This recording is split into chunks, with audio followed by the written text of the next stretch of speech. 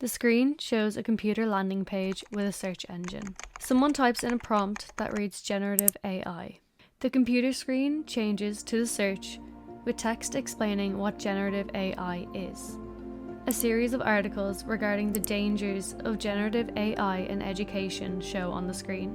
Next, we see a 19-year-old male with glasses is looking at the computer screen. He is the one doing the search. This is Max.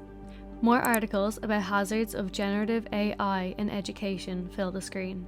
The screen blurs and fades to black. Moving right along, something a little different for you. I'm going to introduce our Generative AI N-TUTOR project, so really looking forward to it. I won't give any spoiler alerts, but just to say be on the edges of your seat. I don't think any of us expected the impact this project was going to have. 36 students with 36 different perspectives from across the nation of Ireland. Bringing together a bunch of different universities. So I wanted to be involved in something that would show the positive sides. I think for myself it helped me with my personal life as well as college life. I got involved in this project mainly to get out of my comfort zone. I would never normally do things like this, so... As I'm doing aerospace engineering, I wanted to dive a bit deeper into how generative AI worked.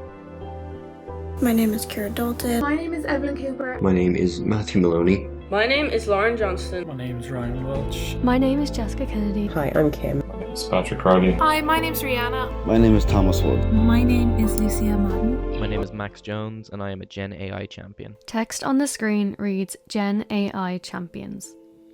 Fade to black. Fade in.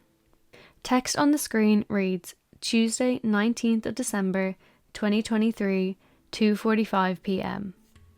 I guess it all started with an email.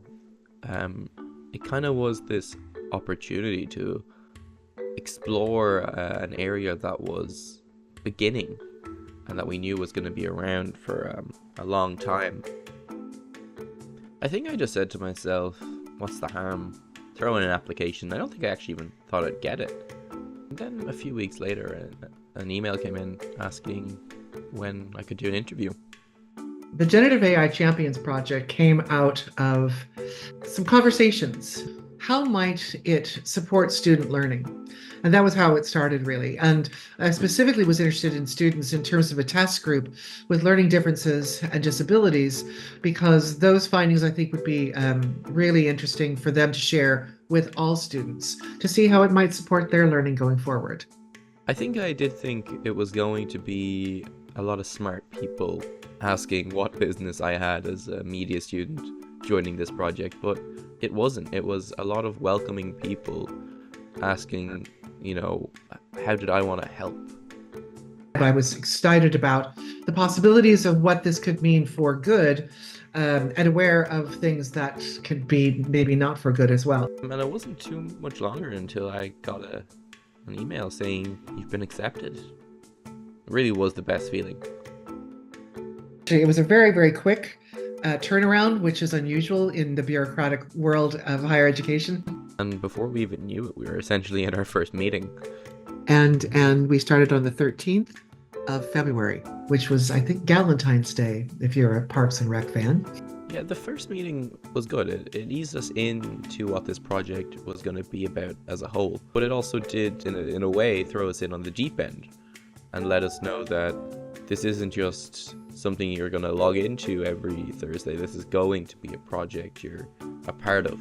The task kind of reflected that nature of getting involved. Our first task was all about finding videos that we found helpful about generative AI and prompt engineering. And our second task was really about finding a way to use a large language model to create a study plan for our specified subject. But I suppose task 3 is the one that really garnered interest. It was all about using ChatGPT 3.5 as a personal tutor, how you program that and how easy it is and how helpful it could be to anyone who requires just that little bit extra aid when it comes to learning things. I mean, I think we all realized that people wanted to learn about this when we brought it to the AHEAD conference. Screen fades to black. What do you think when I say generative AI in education? You probably think things such as cheating, academic misconduct, or even job loss. What if we told you that generative AI could be so much more than that? What if we told you AI could be your personal tutor in a subject? In those initial conversations back in September, Dara Ryder, who's as I mentioned, the CEO of AHEAD, said, listen, we've got a couple conferences that this project might be able to speak to. So when we got together and I got the dates, I spoke with Erica Meslin, who's an amazing person who works for AHEAD, and said, look, let's talk about maybe doing something. And she then came in to one of our meetings and sort of spoke to the champions, got a sense of them, and we'd already kind of talked about what we were doing. Yeah, I don't think I'll ever forget that, feeling of pride but also dread when I found out I'd be speaking at Crow Park in front of a room full of people. Because in my head, I was still just the media student who didn't belong among all these intellectuals. We had a team of about 9 people, I think, were in the space with us that could make it, and it was open to anyone who wanted to travel, and we would arrange for their expenses. We'd rehearsed and we did all that sort of thing, and it went down really, really well. What I was delighted to see was that the guys really went out into the audience and started chatting with people and making those connections, and a lot of things came out of that conference for some of the students. I think it was only really when I went into the crowd that I realized how much I actually knew. I was able to explain things and people were understanding. The educational cohort who were there were just delighted and excited, because when you hear from students, you know what you're really hearing is true. I really think that conference gave me and a lot of the other champions more confidence when it came to other presentations and shows. Task 4 was the biggest of all the tasks. It involved a massive amount of self-choice, but also it encouraged group discussion. We were given 2 choices, either a research project using ChatGPT-4 or just using any sort of generative artificial intelligence to make a project about something that you're interested in. I worked with the lovely Lauren Johnston to create a comic strip about 2 boys living with dyspraxia and how getting a diagnosis young can make all the difference. We used many image generation softwares to get the images, and we used a lot of generative AI aids to get our information. The project really made us look into a lot of things we wouldn't have looked into before and ask a lot of questions that we never would have thought to ask. And that's really what I loved about this project as a whole.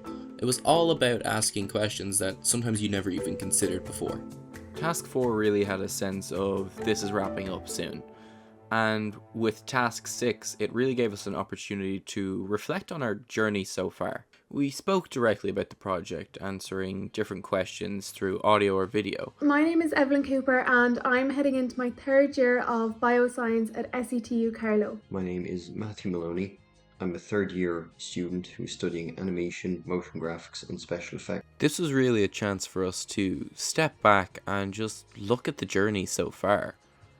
But the most important thing I think I discovered was how to use AI ethically for education and learning purposes.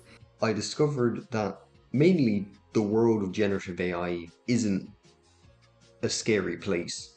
One word to describe the project would be insightful. Enlightening.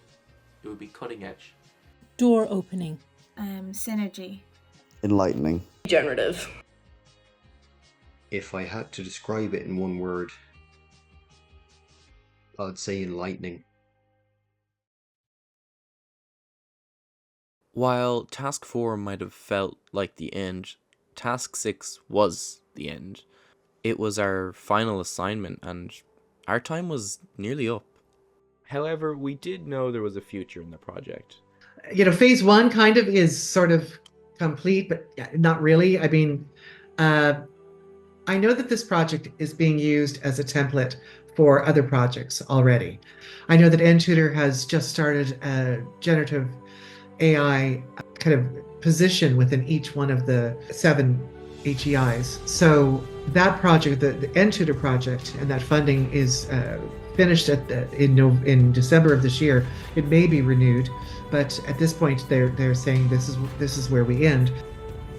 I didn't know how attached I was going to get to this project and the other champions around me, and nor did I know the impact this project was going to have, but I joined anyway, out of curiosity or out of want for knowledge. And I think that's what brought us champions together, was that want for knowledge, and I think that's what's going to form the future of champions as we go forward with this project.